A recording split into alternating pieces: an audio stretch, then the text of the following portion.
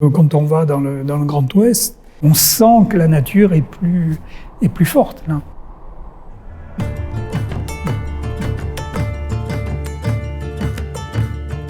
Et pour moi, sauvage, c'était plutôt la notion de grands espaces et de grandes étendues. L'image que j'ai toujours en tête, hein, un feu style un gros feu de camp. Et ici, cette atmosphère et cette profondeur, entre guillemets, que j'ai essayé de traduire avec des notes un petit peu plus cuirées, plus de notes de fond, en gardant toujours la signature, en l'habillant, l'arrondissant un petit peu plus avec des notes vanille.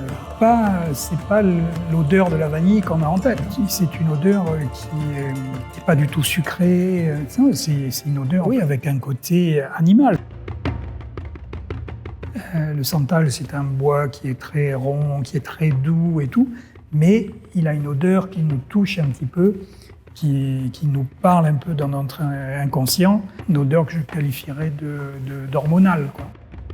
C'est pas une plante comme une autre. Il faut attendre qu'il ait 20 ans, 25 ans. Tous les santaliers ne comportent pas d'essence à l'intérieur. Ça pousse naturellement, mais il y a une très forte mortalité. Donc on a fait une nurserie. On attend qu'ils aient à peu près 1 mètre de hauteur.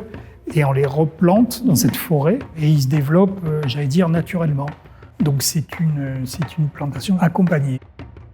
Chaque fois qu'on en coupe un, on en replante 6, pour être sûr de les retrouver 15 ans après, d'en retrouver suffisamment.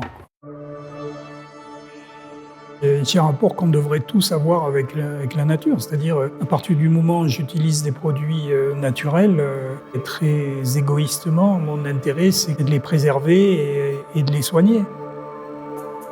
Les produits sans les gens qui les cultivent, il n'y a pas de valeur. C'est en les faisant travailler de manière juste que l'on arrive à préserver ce savoir-faire, parce que sinon ça se dilue, puis ça se perd. Et c'est notre rôle de grande maison de parfum. On prend quelque chose et on donne.